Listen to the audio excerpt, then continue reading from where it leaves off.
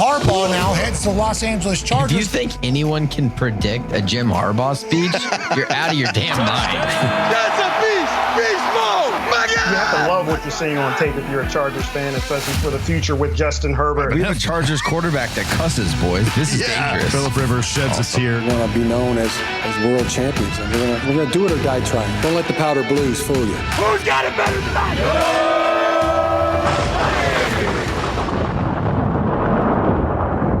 What is going on, folks? Welcome back to the Charger Chat. I'm your co-host, Wool Duck, sitting with my buddy, Kev Huggin Duggan. Happy Friday and happy see you guys soon day. Oh, yes. Let's not forget Kyle, the coach Duggan. Yeah.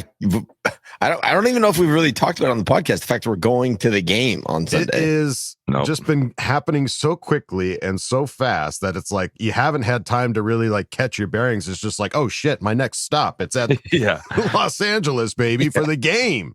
It's coming up, folks, and we cannot wait to go. We've got a heck of an episode lined up for you. So much to talk about. We've got a Craig experience lined up for you, and we've got bolt predictions to make as well. So let's waste no time. Start at the top. We're going to the game. We're going to be there. It's Kevin and I are flying our happy asses out of St. Louis tomorrow. Yeah, I always love your guys' travel, like game travel content. It's awesome. Yes. Yeah. We always got to record a little something special. We got a Patreon mini movie. If you guys want to check it out, go sign up for Patreon. We always do like a little behind the scenes documentary of the weekend, and it's pretty fun. We talk about our field trip and all the fun we have and all the people we meet and good times. So please, if you see us at Thunder Rally, stop on by. You just might make it into the little field trip video. But we got to talk about this game coming up. Obviously, there's been some moving and shaking and people to talk about, but starting with Chris Rim.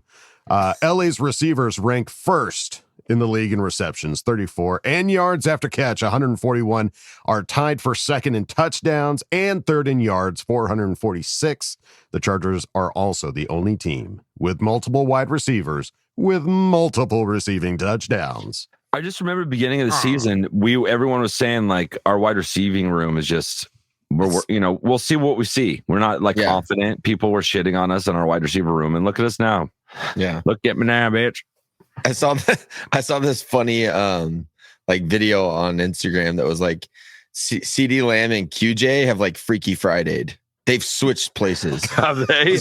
Yeah, QJ's catching everything and scoring on these big touchdowns, and CD Lamb's just dropping every pass. So they Freaky Friday'd, and I'm here for it. Let's go.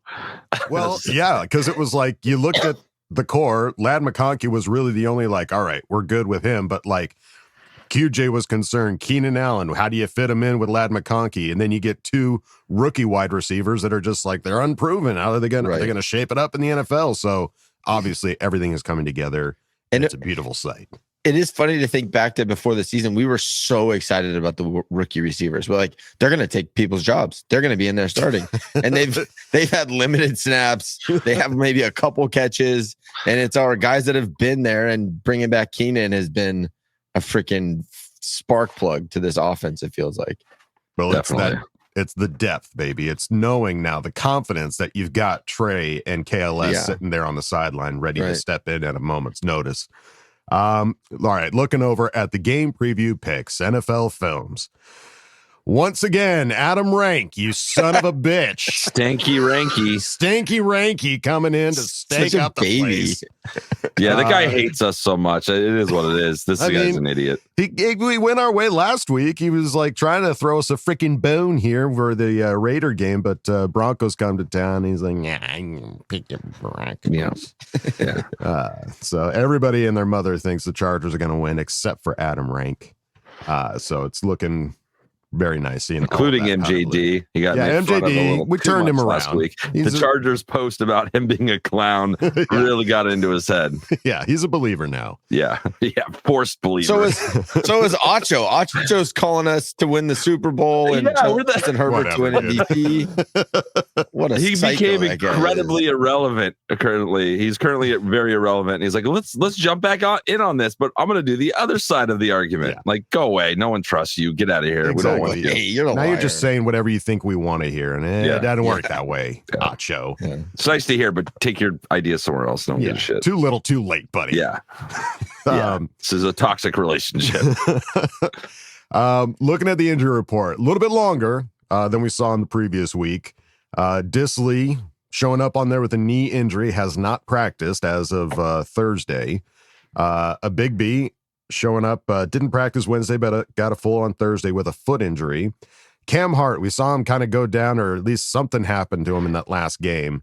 Yeah, he got hit in the hip. Just hitting the hip, and so he's been limited these past couple days.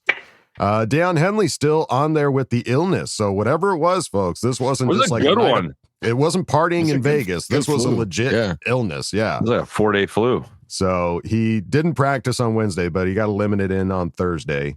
Lad McConkey with the bicep injury. We saw that he was taped up. Didn't practice Wednesday, but got a full one on Thursday.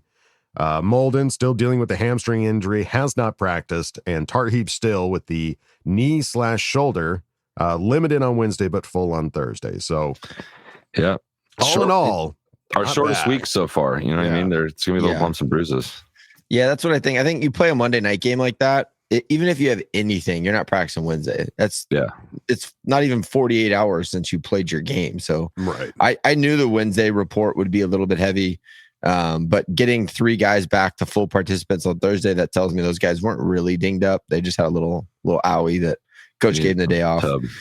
Yeah. So, I mean, overall, it's not the injury report that it's Khalil Mack is the bummer. That's the one that's, it just sucks to not have him out there. I trust the guys that are behind him, and I know the Chargers made some moves, but that's the one, that's the big one that's like, sucks. It was hanging over our head that we didn't know what was going to happen, and he was seeing specialists this week and everything. And then they finally announced it's not season ending, and it's he's just on the IR for 4 weeks. And we were talking last episode, like I thought that was the best case scenario after seeing how that injury looked. Yeah, for sure. So luckily that that's the case, and he'll be back. He'll be back. Yeah, they put him on IR. He'll miss a few weeks, but no surgery required. Should be able to brace him up and be good to go. And also, the Chargers signed safety Tony Jefferson to the active roster. So we all talked about that too. Like, hey, man, don't let Tony Jefferson go back to practice squad because somebody will get him. And so they're like, all right, we hear you, boy. We're going to put him on the active roster for sure. Yeah, for sure. Especially with Elijah still being dinged up with the hamstring. Yeah, no. Tony slides in real quick. I think that's an easy move. And then we talked about it last week. One of our Ask Bold Fam questions was like, who do you trade for? Who do you get to replace Khalil Mack? And we're like, go with who we got. We got plenty of guys that can step up in Khalil Mack's absence. Turns out we don't know what we're talking about here at the Chargers chat, as per usual. Chargers signed not 1, but 2. Utah, give me 2 outside linebackers. Cleveland Farrell and Rashad Weaver to the practice squad. Yeah. And I think what we said is still slightly true. They're just, these guys aren't on the active roster. They're just in there getting ready. Kyle Kennard's going to step up, and who they had is who's going to be playing this weekend. So it's, I think it'll be interesting. We definitely needed to pick up somebody. They brought in 2 guys. We'll see who sticks, but it's just funny that we picked up, Farrell, who is that how you pronounce his name? Farrell. Farrell. Yeah, I'll just go Farrell. He was a Raider. He was a Raider, and he was the replacement to Khalil Mack as a Raider when they drafted him. And now we have him and Khalil Mack. I would love for this guy who has been underperforming his whole career. He was a 4th round pick to get here and all of a sudden become awesome. How cool would that be? Yeah, he was a 4th overall pick. Round pick. Yeah. 4th overall pick. He's the 4th overall pick, and you don't get that unless you have incredible talent. That's the combine, having measurables out off the charts. So the guy obviously is an athlete, and now he's a vet. He's been in the league a long time. I think that's what they did. They went in and brought in some vets. We do have outside of Bud Dupree, it is a pretty young edge room now with Khalil on IR. So you went in and you got some vets that, they're going to be B players, that's what we've talked about constantly. You're not going to go out there and trade, give up draft picks. You've seen what our GM does with draft picks. I never want to get rid of a draft pick. Just don't do it. No. We turn 6 rounders into Pro Bowlers. So bringing in 2 guys that are vets that have been in the league a long time, they're not going to be shell shocked by the speed. The moment's not going to be too big for them. And then if you need them, they're ready to go, and they're competing, and they add a little bit of a fire to the butt of Kyle Kennard. Like, no, dude, we're not just going to sit here status quo. You better get out there and prove yourself, or these old guys are going to come in and take your spot. Right. Yeah. Yeah, I mean, Kyle Kennard's been inactive the first 2 games, so whether that's due to performance or we're just like, no, we're good. We got Khalil Mack. You can just stay on the bench. It's all right. Yeah. Now you got to have competitors welcome and light the Agreed. fires and make sure that when game time comes on Sunday, we are ready to go. Jordan Schultz tweeting out, Chargers standout safety Elijah Molden has been dealing with a hamstring injury, but he's not expected to miss extended time. Molden didn't play Monday night and could miss 1 more game at most, a source said. So with the Chargers signing veteran Tony Jefferson to the 53-man roster off the practice squad, Jefferson started Monday night and delivered 5 tackles, 2 pass deflections, and 1 interception. Yep. So yeah, shouldn't miss Molden for too much longer. And we'll see what that bodes for the future roster. But there was also a tweet that came out. Colts linebacker Zaire Franklin digging his heels in, saying that Justin Herbert is not a top 5 QB. Yep. For whatever reason. And I want to start a new segment idea. I'm thinking, because I just love this guy so much, Fehoko responds, because he is clearly a Charger fan and smashes people all the time when they talk shit about us. So maybe throw it out there. Maybe whenever he's got a good one, we'll bring in a little tiny little baby mini segment where Fehoko responds to the bullshit. Yeah, absolutely. Because, I mean, and he's been on the show multiple times. Love me He's some sat down Fehoko. and interviewed with you. So we love Fehoko here at the show. And he responded to Zaire Franklin saying Justin Herbert was not a top 5 QB, saying, Herb, don't be on this app. I can guarantee you it's gonna somehow get back to him and he's gonna slit throats that week. All while doing it, he's the type to smile at you and say, good job, pal, while he actually wishes nothing but your demise. I promise the dude is psycho, man. I love him so much. That's awesome. Yeah, I love Herbert you, Fehoko. does not spend time on social media, but that doesn't mean He's smiling at you when he cuts your throat. Good job, pal. It's so dark. I love it. It is. And I can absolutely see that being Herb. I mean, when you see him playing in the game, he just has this, like, there's a wild look in his eye whenever he does like something amazing. Like his face is calm, but there's a wild look in his eye. Like Herbert unhinged. Something sparked inside him. So I can absolutely believe this from Fehoko. He goes full Step Brothers. He goes, exactly. You had a weird look in your eyes and you said, let's get it on. Exactly. So let's see. We got a couple of quotes here as well. Jesse Minter on Dan Henley's flu game saying, one of the most special performances I've been around. He was going through it. It was just one of those moments I was super proud of, and one of those types of games you don't forget about. Hell yeah. This is becoming Chargers legend now. Yeah, little lore going on. This is a legendary game. You know, everybody compared it to Michael Jordan and his flu game. It's like, that's how special of a performance it was for Deion Henley. Yeah. And yeah. I saw a quote that he said that he had about the game, and he's like, yeah, I mean, it was tough. I was crying in the second quarter, and I think Coach saw me. It was pretty embarrassing. Oh, poor guy. Yeah. That's crazy because he did not slow down. Like his speed didn't come. It didn't take a hit whatsoever on that sack he had. He was playing that same spy position he did week 1. As soon as that Red Sea parted, Gino could do nothing. He like turned and he was on it and on top of him. I mean, incredible game dealing with the flu and being able to play like that. I have the flu and I'm not even moving. I'm just sleeping. I can't even get out of bed. You're already crying. Honey. Yeah, I'm crying in my bed. Yeah. And then you're embarrassed when your wife walks in and sees you crying. Yeah. I'm fine. It's a good commercial on TV. And then also Jesse Minter on the loss of Khalil Mack saying we'll try to honor him honestly on how we play while he's out. Mentions that Kyle Kennard as well as potentially the 2 signings to the opportunity squad. Nice. Pharrell and Weaver playing bigger roles. I'm curious who they're activating. I'm curious if you can get in here and have one day of practice and be ready to go. I don't know about that. They're just going to have to put them out there and just be like, go. I mean, you're not learning much playbook, so we'll see. Yeah. I mean, you got to imagine the guy that was picked 4th overall he should be ready to go at the drop of any hat. Yeah. But we'll see. And then finally, Jesse Minter on Khalil Mack's role while he was sidelined called him Coach Mack. Minter said he's confident in the Chargers' depth and mentioned it being a great opportunity for 4th-round rookie Kyle Kennard.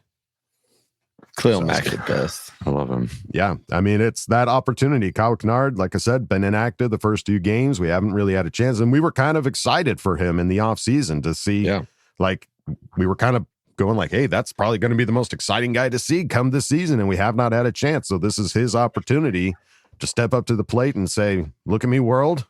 I'm Kyle Kennard. I'm here, and I'm ready to smash face. Let's go. Yeah, I mean, Broncos. He was the SEC Defensive Player of the Year. That's not an easy thing to do. So I had a lot of high hopes. So hopefully he's able to take advantage.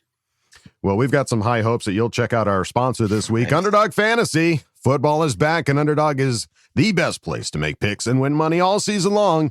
Playing on Underdog is easy. Just pick whether your favorite players will go higher or lower on stats like touchdowns, receiving yards, interceptions, and more. God bless, man. This last game, if Keon Coleman would have got one more freaking reception.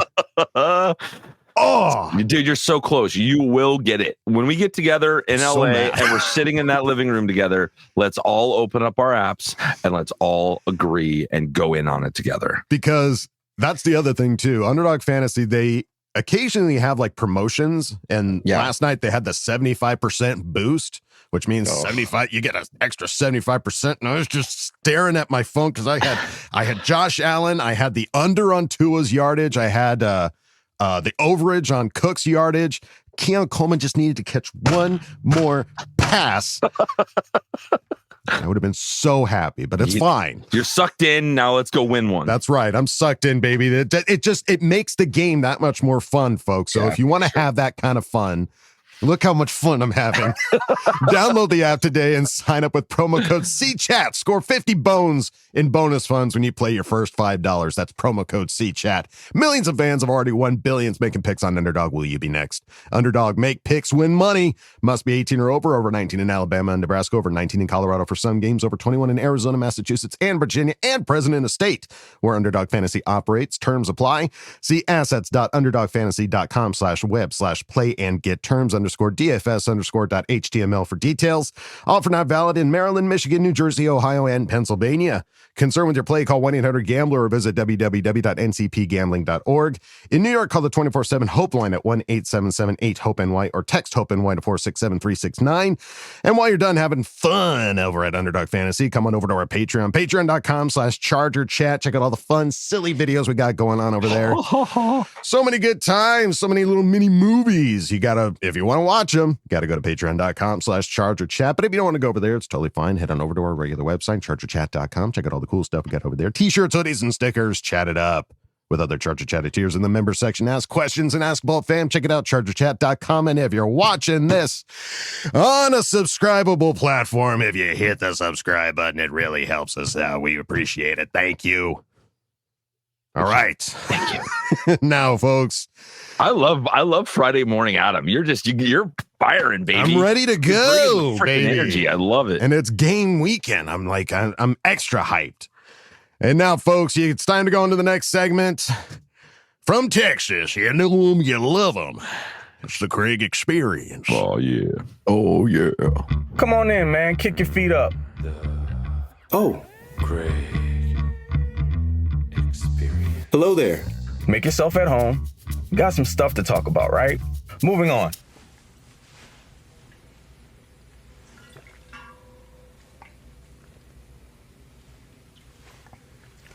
Oh, pardon me. It's a little parched there.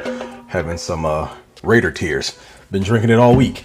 Tastes amazing, by the way. Super, super refreshing. Anywho, I'm assuming if you're here, you're watching this program, that you're a fan of the Chargers. And if you're not, and your team has, an L in the first 2 weeks, I want to apologize first and foremost for saying that we can't relate.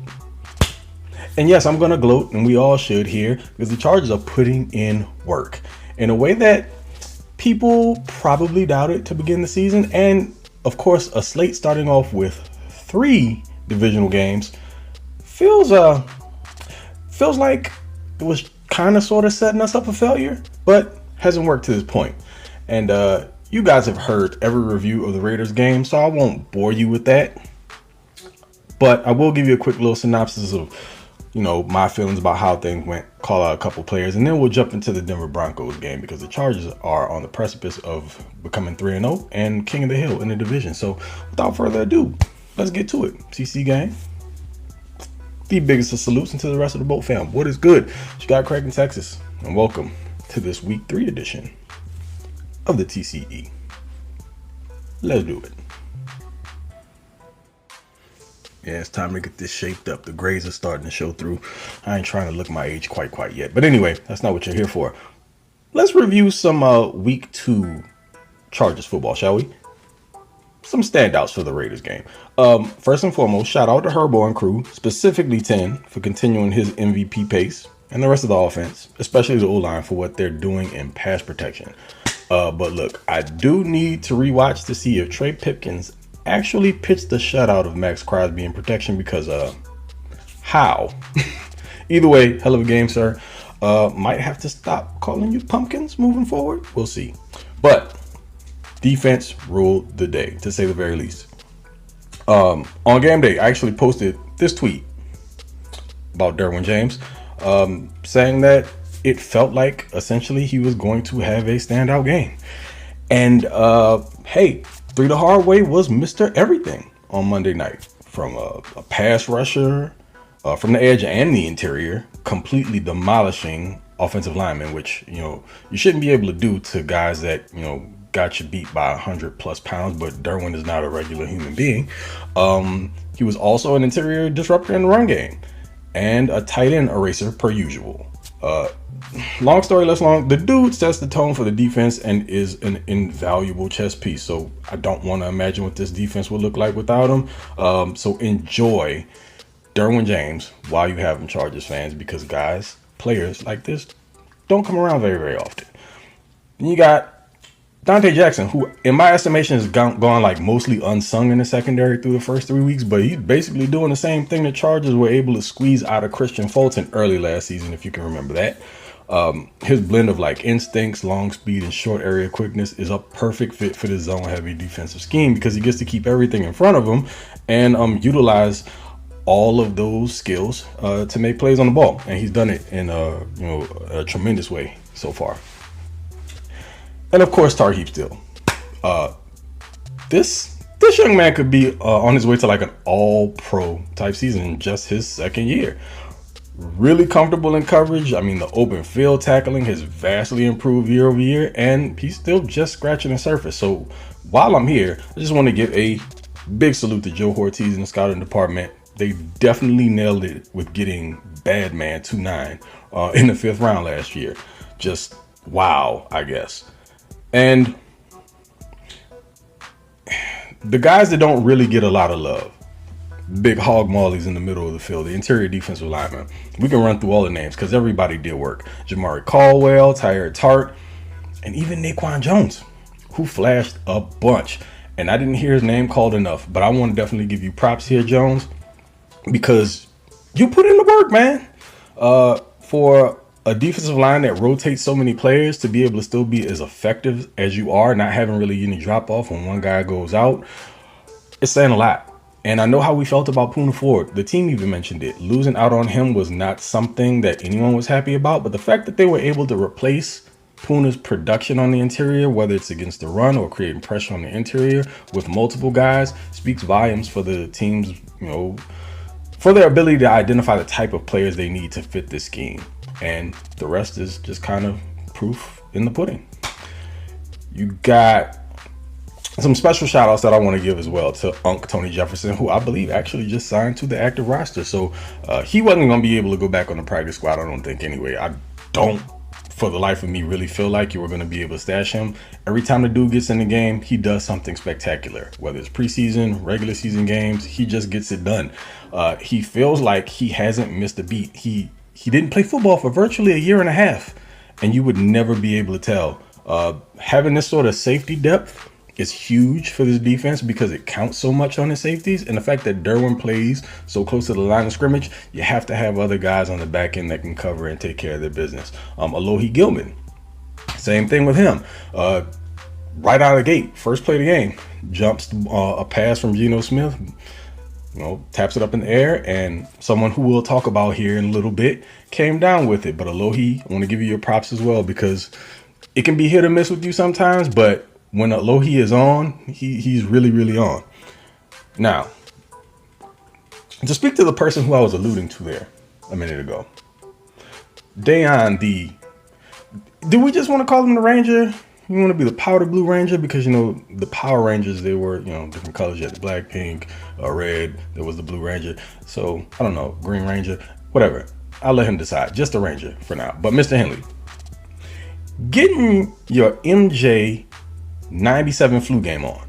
But unlike the basketball GOAT, there was no question whether or not Dayon was actually fighting an involuntary illness or just hungover. The Ranger was actually documented for having a fever, so he's verified. The MJ thing, we never really got that cleared up, but we'll let the legacy lie where it is. But as far as Dayon is concerned, apparently stat sheet stuffing was what was on the menu for Monday night.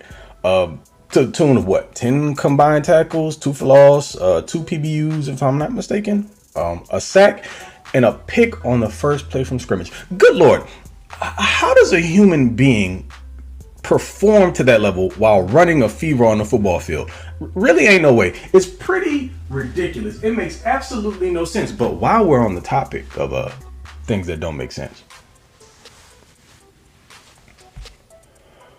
Brandon Staley, you, sir, are the captain of the Goose Squad, because you sat this man behind an old and cooked Eric Kendricks, respectfully, and Kenneth Helen Keller Murray. Man, watch out. That's ridiculous. No more.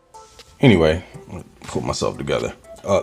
This week, it's the real home opener at Sofi against the Denver Broncos. And after getting carved up by Danny Dimes and ran all the way through by Jonathan Taylor to the tune of 165 yards, please don't let this be the week they figure it out.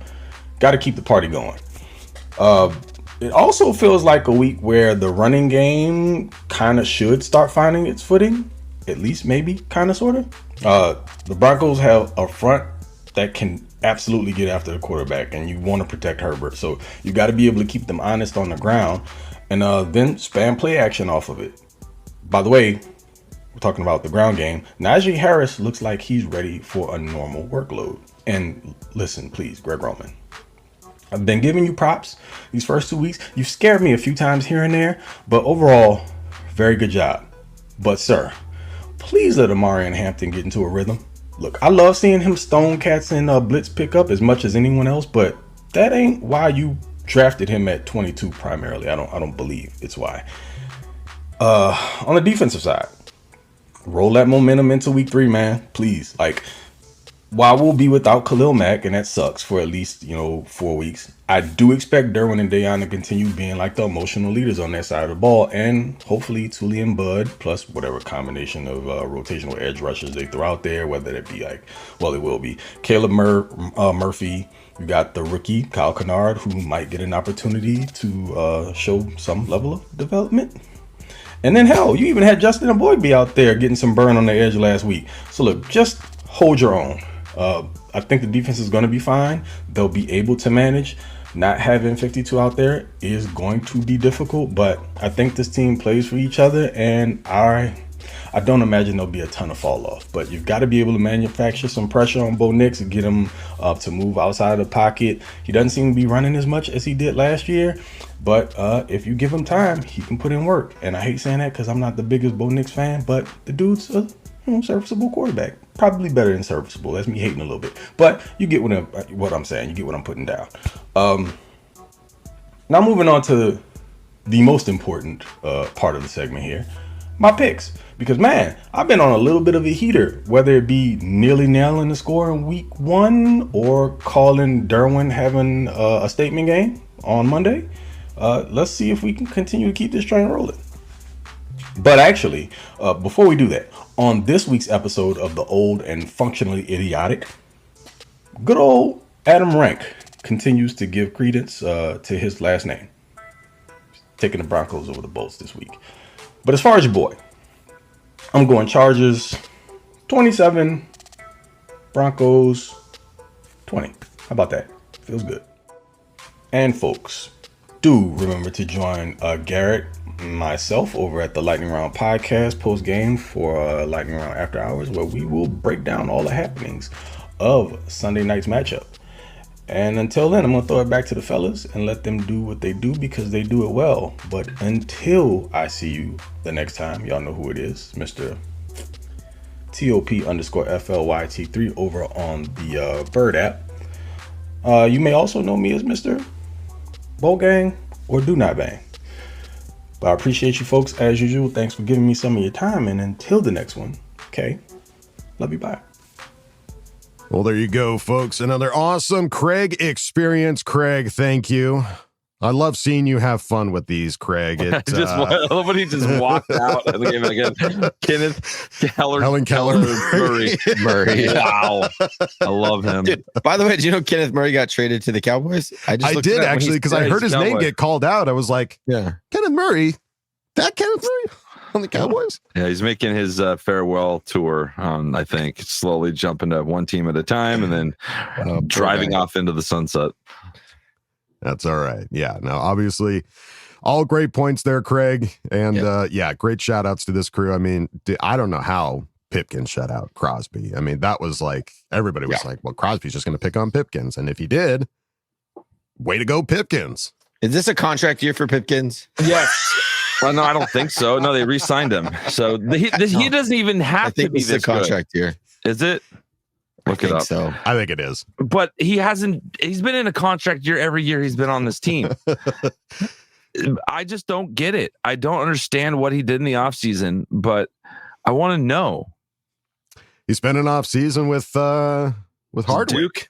Was it Hardwick? I mean, Hardwick might have just finally unlocked the pit. He made him hard. I love it. Hardwick made him hard, dude. So yeah, he's for sure. This is a contract year. He did this last time. He did this to us last time. He did this to us last time after his rookie contract.